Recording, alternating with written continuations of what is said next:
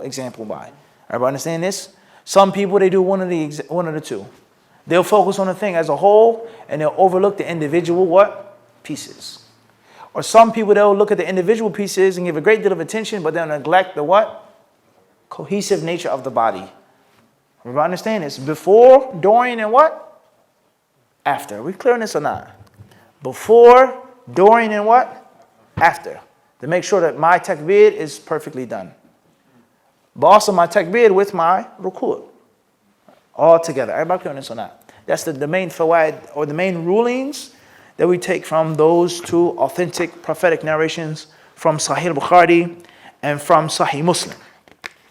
Moving forward, Nawawi Sharh, he says,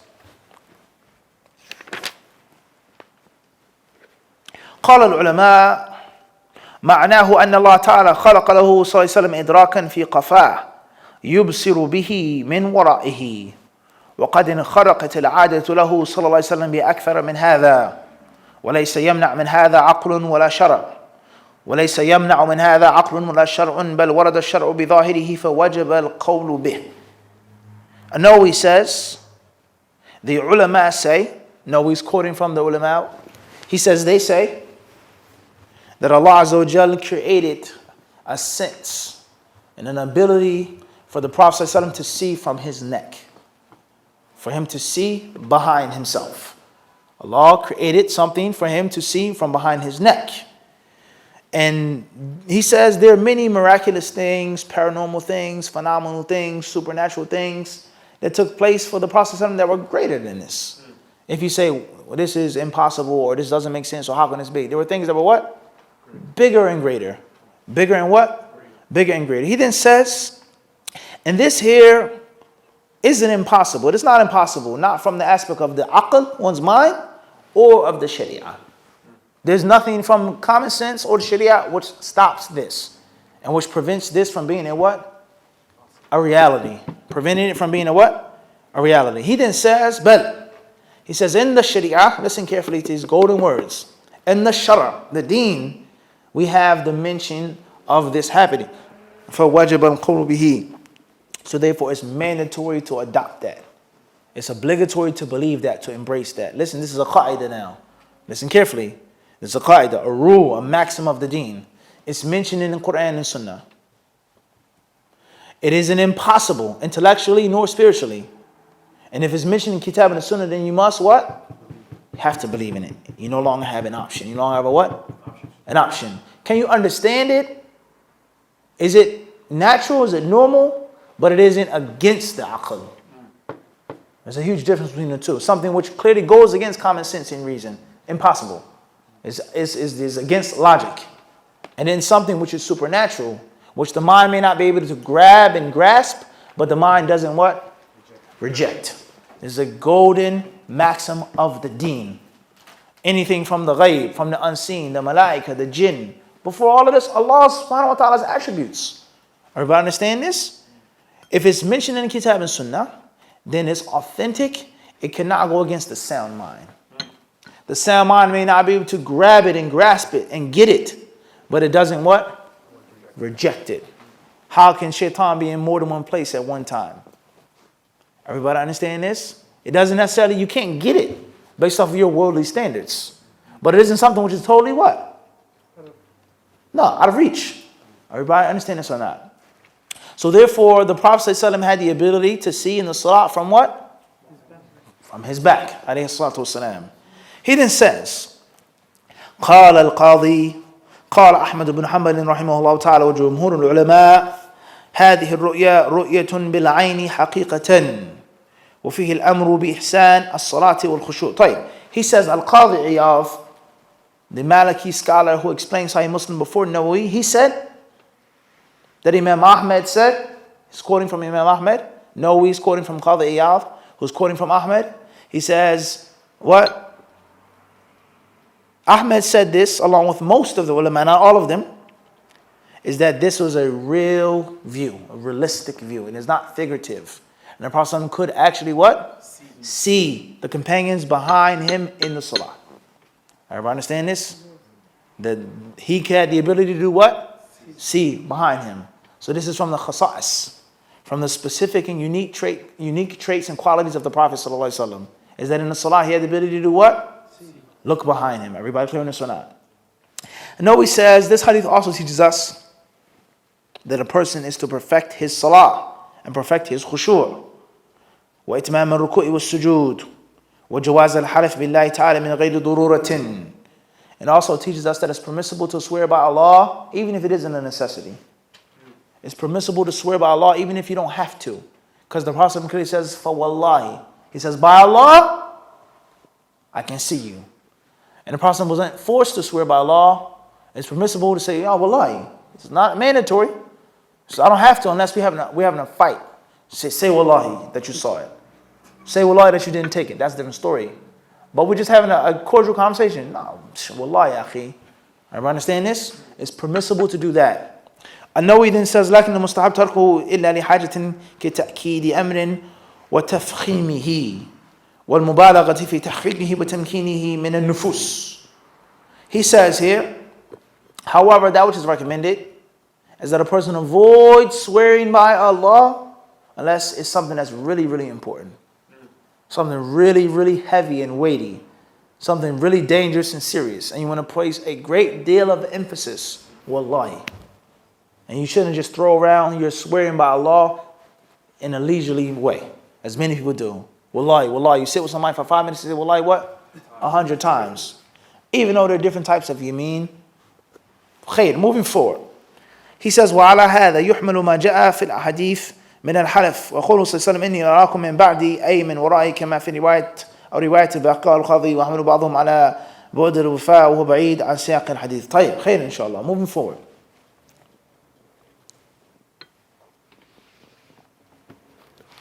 Next chapter says,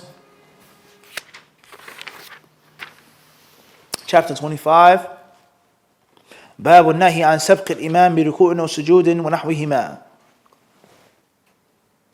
حديث أبي هريرة رضي الله عنه عن النبي صلى الله عليه وسلم قال: أما يخشى أحدكم أو لا يخشى أحدكم إذا رفع رأسه قبل الإمام أن يجعل الله رأسه رأس حمار أو يجعل الله صورته صورة حمار.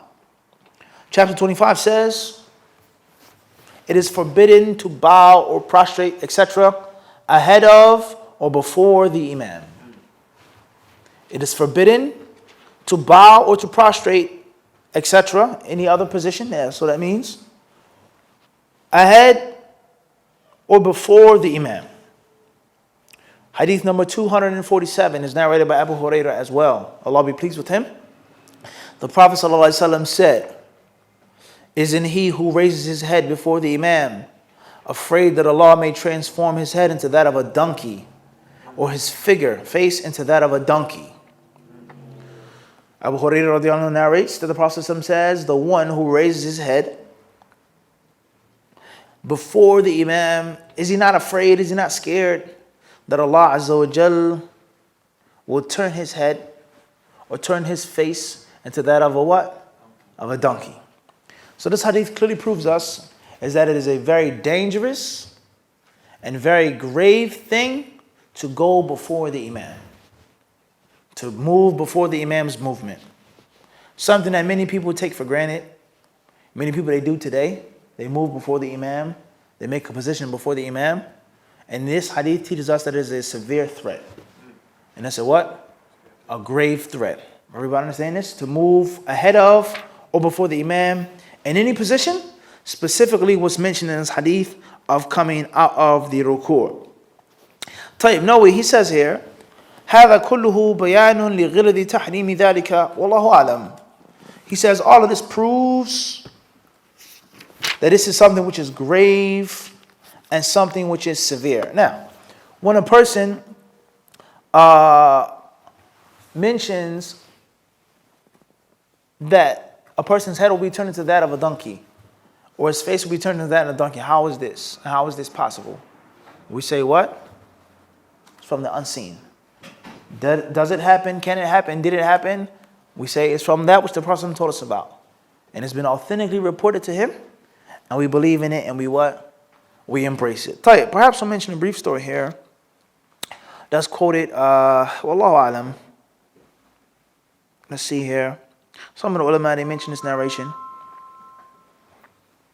with regards to speaking on the danger of mocking the religion. The danger of what? Mocking the religion. طيب. Let's see if we'll mention it here. Allahu alam.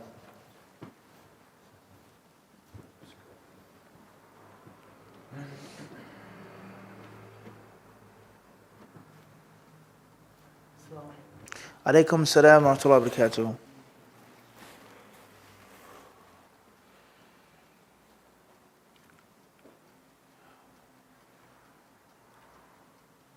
طيب.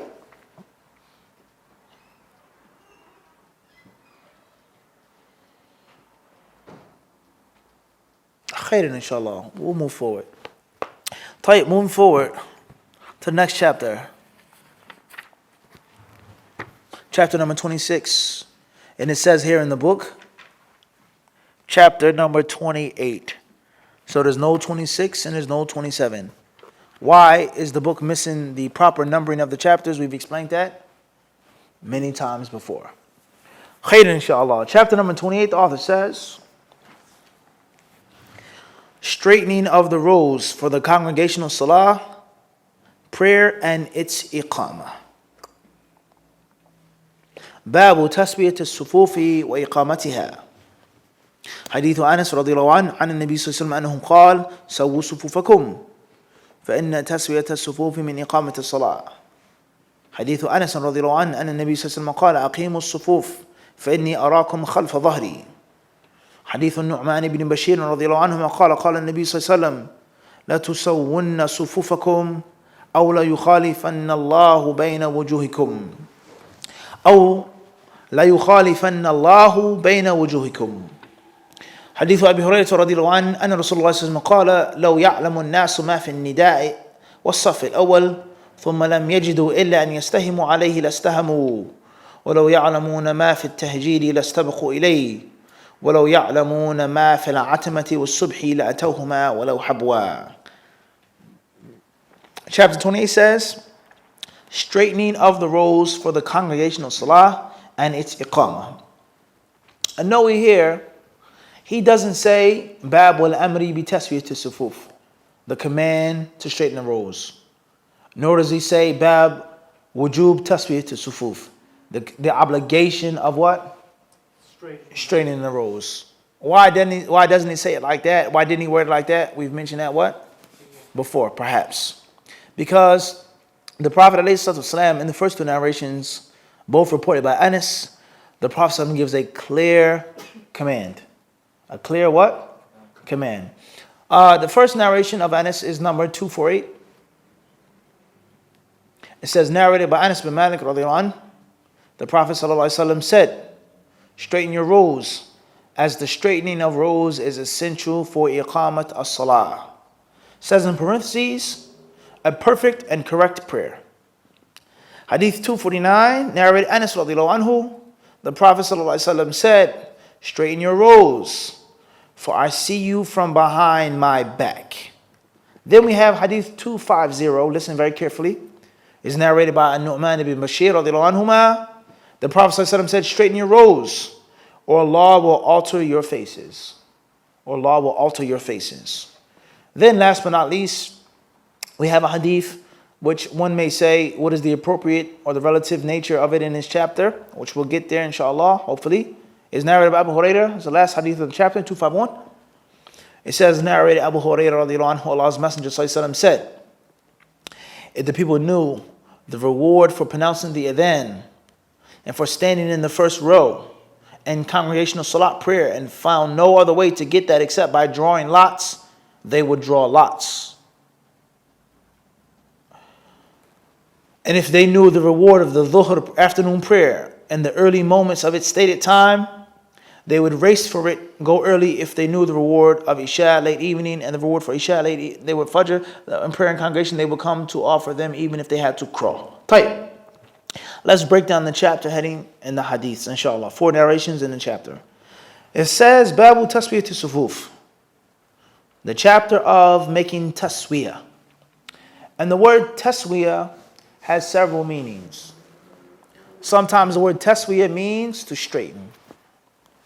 Sometimes the word taswiyah means to fix, which is related to straighten. And sometimes the word taswiyah pertains to perfecting, which also is attached to straightening. Something that's supposed to be what? Straight. You break your arm. You go to the doctor and say, fix me, doc. He does what with your arm? La, what is he supposed to do, Saleh? The bone is supposed to be what? With the sound effect. Everybody understand this or not? Huh? The cast is made to do what? Not keep it straight. La. To put it back into its straightness. Because it was broken. Everybody understand this? So, fixing something, straightening something, perfecting something are all in one what? Ring. One circle. Everybody clear this or not? So, to perfect something. Everybody clear this or not? So it says, Babu taswiyah to sufuf. To make taswiyah of the rows and of the ranks. As we know, every Muslim knows that Muslims are supposed to pray in what? Straight. Rows and ranks. Everybody clear on this? In this chapter, the author is saying that you have to do what? Straighten those rows, perfect those rows, fix those rows. Everybody clear on this or not? The correct view is that straightening the rows is not an option. It's not a preference. It's mandatory. As was the madhab of Imam al-Bukhari rahimahullah, explained by Hadith ibn Hajar and Fath al-Bari. And that the Prophet ﷺ's statement, if you don't straighten your rows, then ... clearly proves that that thing is no longer what? Recommended. How could it be recommended? And there's a threat for Allah to change your faces. Another narration says that Allah will separate your faces.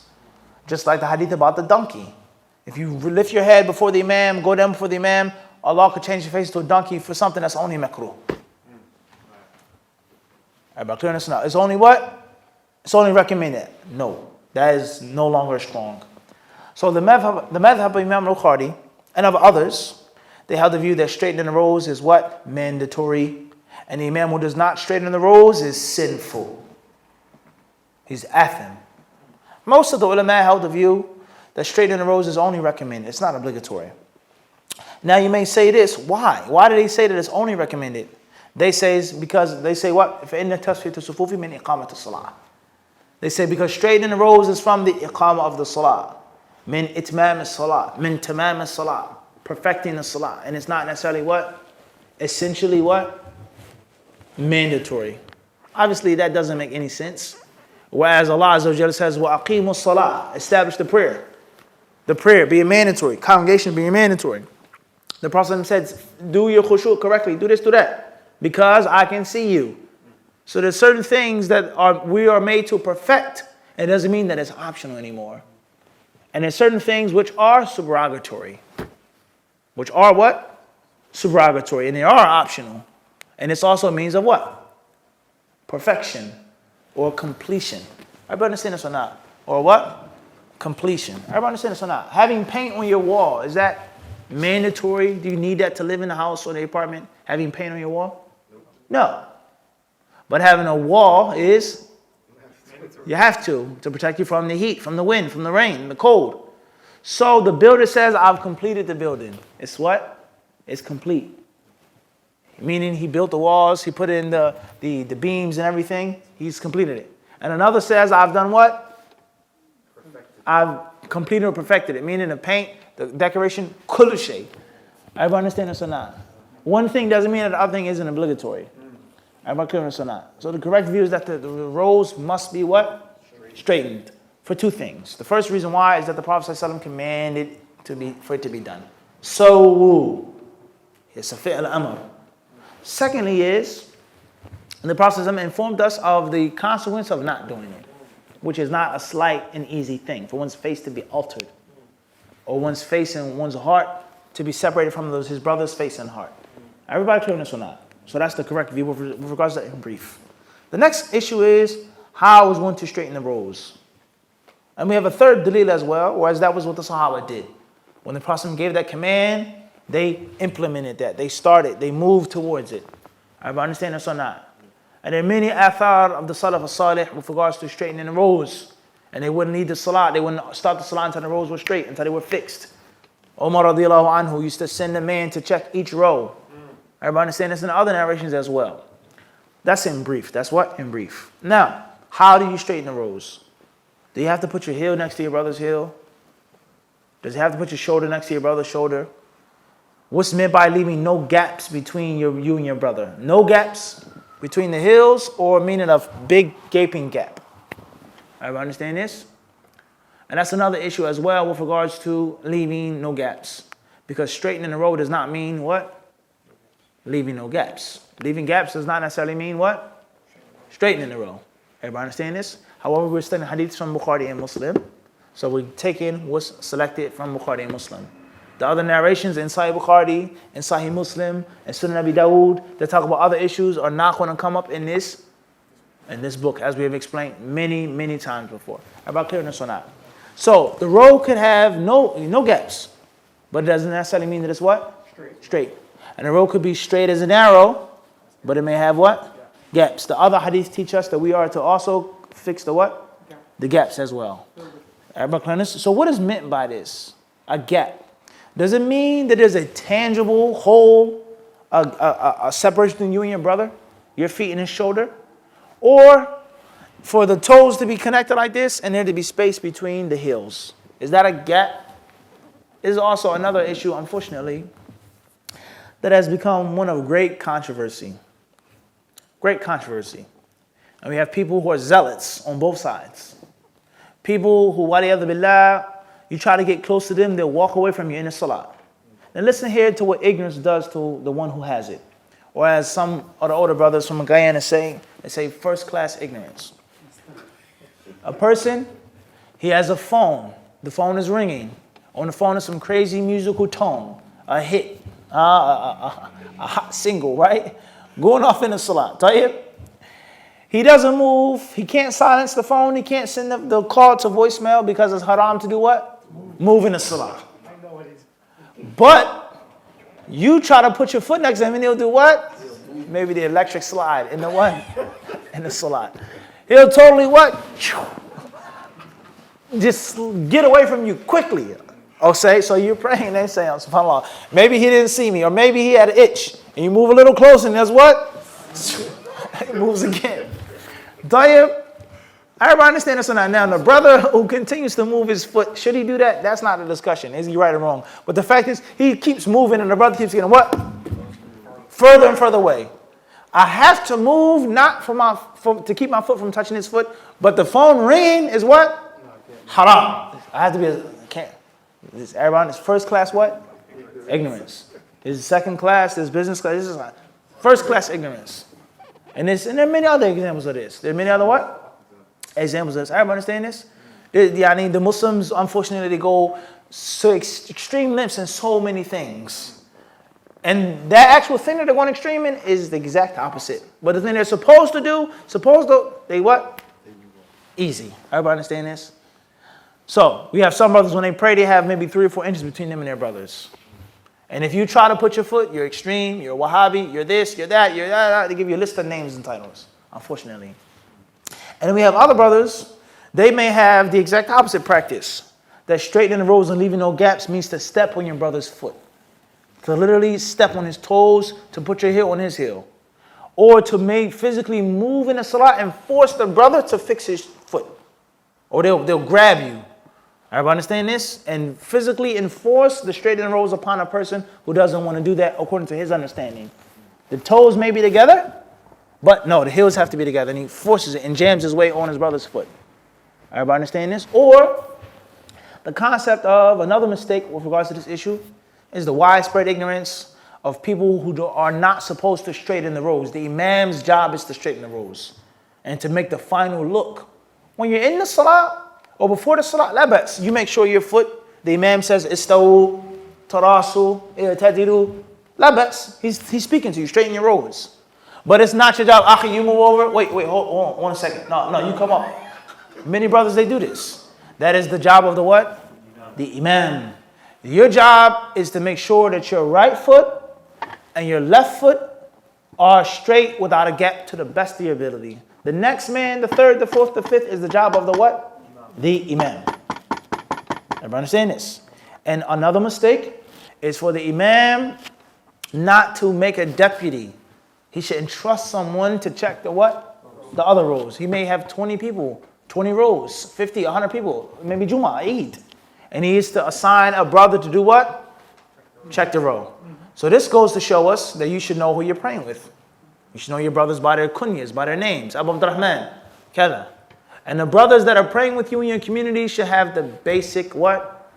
Fiqh. Not too harsh, not too soft.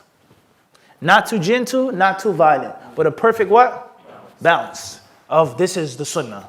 And if you have a problem with it because of your culture or your madhab, that's what? That's fine. But here in this masjid, this is what we're going to do. We can't impose it on you. We can't force it on you. But there are certain things that we are responsible for what? For doing, huh? It's not from the sunnah to just go and be rambunctious. But it is your masjid, so it's like, yeah, what? It's my house. I'm the imam here. These are the rules.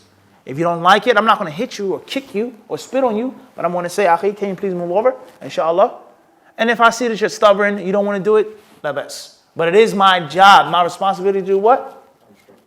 And enforce certain things within my jurisdiction. Within my what? My jurisdiction. It's very important, guys. And not to overstep my jurisdiction, nor to neglect it. Everybody understand? So the imam is supposed to straighten the rows. You make sure that your foot is right. And the imam's job is with regards to the rest. Everybody understand this? Khairan, inshallah. So therefore, how to straighten the rows, what's the proper understanding, so on and so forth. We'll mention them in our next class by the permission of Allah subhanahu wa ta'ala. Allah Azza wa Jalla surely knows best what's correct. We ask Him to inspire us therewith. Walhamdulillahi Rabbil Alameen. Barakallahu fikum. Bismillah. Question is tomorrow. We'll take a few tonight, briefly. Just talking about more like about the feet. Some brothers, just the way that if they're older, they may have like certain conditions where their feet, where their toes actually go out this way. So you can't really go heel to heel. So how are you supposed to straighten when somebody's feet is naturally kind of, angle that is not straight. They may have some type of, angle to it where their feet are going out that way. In brief, with regards to brothers that are older or younger, people have different issues with their feet and their toes. And their toes naturally are like diagonal, in a diagonal manner. Everybody understand this? Like a penguin almost. They say slew foot, right?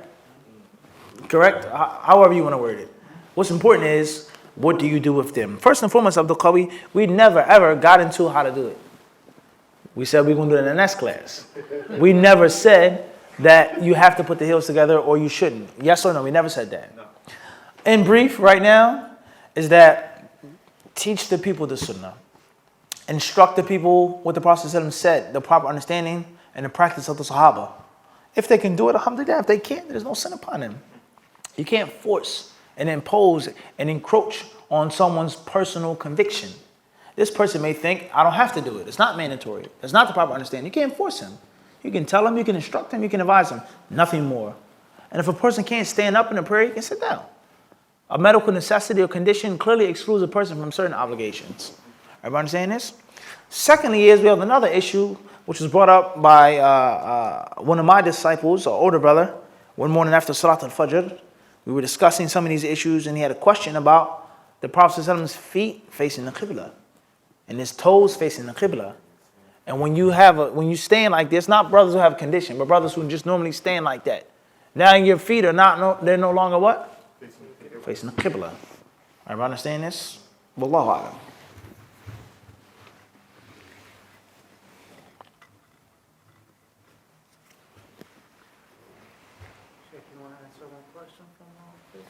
Fadl.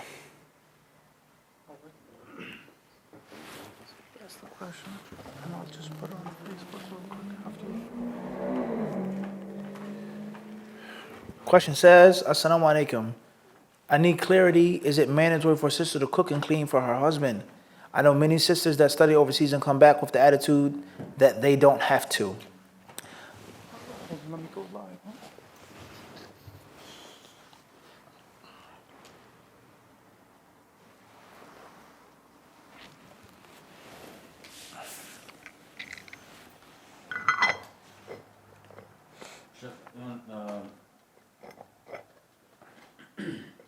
questions on the topic?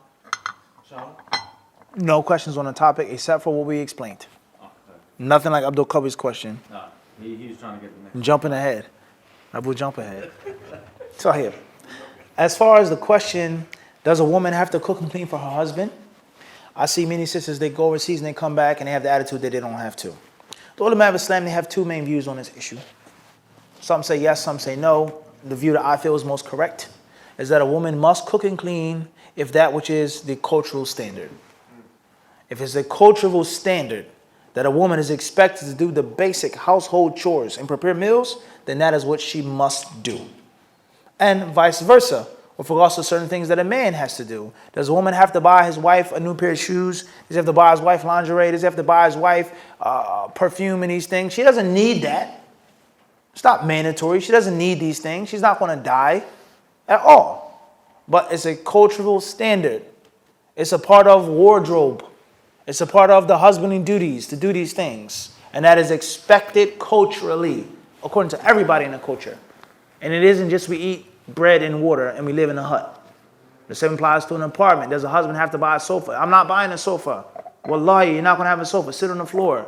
Is it mandatory to buy a sofa? We're talking about cultural standard. And the ulama of Islam, they mention from the major fiqh principles and fiqh maxims, inna al-'adata muhakkama.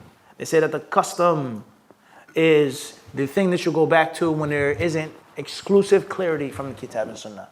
Exclusive clarity. Allah says, وَعَاشِرُهُنَّ بِالْمَعْرُوفِ. Live with them honorably. Allah says, live with them what? Honorably. How to live with them honorably? What is the specifics of living with, Or what are the specifics of living with someone honorably and treating someone honorably? We have hadiths about eating and drinking, not to boycott outside of the house, don't hit her in the face, so on and so forth. But the other specifics aren't necessarily mentioned. وَبِالْوَالِدَيْنِ إِحْسَانًا إِمَّا يَبْلُغَنَّ عِندَكَ الْكِبَرَ أَحَدُهُمَا أَوْ كِلَاهُمَا, etc. It's not necessarily always mentioned. So the ulama of Islam, they say it goes back to the custom of the people. Where I come from, a man has to take his wife out every now and then. And if he doesn't ever take her out, he's looked down upon as considered a bad husband. Without a question. Even the household is full of food. The refrigerator is full of food. He never, ever, ever takes his wife out or brings her food, treats her out, ever. He's looked at as a what? A bad husband. Now, you may come from a culture in which it's the exact opposite. It's looked down upon to take your wife outside the house. It varies from place to place. So I feel if it's a cultural standard that a woman is expected to cook and clean, then she must cook and clean. As far as sisters who come back from overseas and they feel they don't have to, Allah Alam why? Have they studied and learned this issue and they took the opinion of this scholar? I doubt that. In most cases, Allah Alam, it seems as if they come from a country in which the women don't cook and clean. Women have maids and servants and drivers and this and that. And that's extremely problematic. Islamically and culturally. Wallahu Alam. Ahmed. Says, can an innovator who committed no shirk go to heaven? Anyone who dies upon the kalima of La ilaha Muhammad Rasulullah and they never ever violated or it was never invalidated will go to Jannah. The fasiq, the zani, the drunkard, the innovator, the deviant, the one who beat his parents, the one who raped and molested. If they're a Muslim and they die upon La ilaha Muhammad Rasulullah and they never made shirk or kufr akbar, Bidnai ta'ala will go to Jannah. That's the way of Ahlus Sunnah wal Jama'ah. Wallahu a'lam. This will be the last question, inshallah. Whatever we have that's ready, whatever's ready. If not, then we'll stop. Khairan, inshallah. So, Hina from New York, I've heard that. Malish, always. Yani, we want to encourage the people, inshallah ta'ala. We'll just take this last question. However, for the Facebook disciples, that's supposed to be on Saturday morning after Salat al-Fajr. This Saturday we will not have it though, inshallah. And we will make up that date at a later time, bidnillahi ta'ala. We'll make up that date at a later time, inshallah. But normally if you have a question on Facebook and you want to answer it, put it on Hadith Disciple and save the Facebook questions for the Abdul Qawi session. Please, brothers and sisters, only post your questions during the question and answer sessions. The Hadith Disciple live stream might say live, but doesn't mean it's a Q&A session. So please post your questions only in the Q&A session. You're wasting your time. Tayyib. Inshallah. The questioner tonight is Hanan Aslam from New York, New York. I've heard that if you laugh in salah, it breaks your salah and your wudu. Is this true? Type. Before we move forward, make sure, brothers and sisters, if you want your question answered, that you follow the HD rules. Name, first and last, or initials, city and state, so on and so forth. And please only post the questions, as was mentioned, when it's time for the questions to be posted. It is not a live chat. It is not a live forum. Inshallah, if that doesn't make any sense to you, why should I have to say my name? Why can't I post it? That's fine, but we would not answer your question if you do not abide by our, what? Rules and traditions. So before we take the question from Brother Hanan, inshallah, I believe you mentioned the one from Facebook before. Same. It's the same thing? Same. Type. As far as laughing in the salah, then if a person giggles in the salah, or he sees something really funny, or thinks about something that's really funny, or he has a jinn with him, or a waswasa, something really crazy happens on his mind, he stifles the laugh, and he doesn't actually make an actual ha ha ha ha ha ha. It's like giggles and laughs like this, then salah is not nullified. It is not nullified, nor is his wudu nullified. As far as if a person makes a laughing and it becomes an actual loud voice, and it is back to back to back, then that's clearly problematic with regards to speaking in the salah and breaking your salah. But that view with regards to the wudu being broken and salah being broken, as we said before, is based off of an extremely weak hadith. What's important is the student of knowledge should learn what's correct. And the only way that you can learn what's correct is by emptying your cup. And what's meant by emptying a cup with regards to the different madhabs or customs or practices or traditional family things from Pakistan, from Guyana, from this place, from that place, is you have to purge it. These weak hadith, these bogus stories, these false practices, these views that are far from Kitab and Sunnah, they have to be purged. You have to get rid of them. That can only come through devotion to your studies. You have no right to want to get to the bottom of things and discover and revolutionize your Islam unless you're willing to read for several hours out of the day and sit and study and memorize and learn Arabic and learn usul al-fiqh. But most of us, I'm not saying this about the questioner, we just want it easy and free. And to tell somebody else, oh, that's wrong, that's false. No, you have to study, especially if you're young. And this is the biggest and most important message of Hadith Disciple, is to study. Knowledge, ilm, deen. It doesn't come easily and simply. It doesn't come for free. You get many things for free, unfortunately, is my blame for spoiling many of you. This is a reality. But the biggest message is what? Everybody saying this? The father tells his son, I'll take care of you, I'll give you certain things, but you have to go out and get a job, son. I'm not going to always be here. You cannot rely on me. And you have certain advantages, certain privileges. Where do you think they came from, son? Except for me doing what? Busting my hump. And you have to do what? The same. So you have to learn Arabic. You have to study Ahmed. Everybody understand this? You got to what? You got to study. You have to study, guys. Wallahu alam. Jazakumullahu khairan.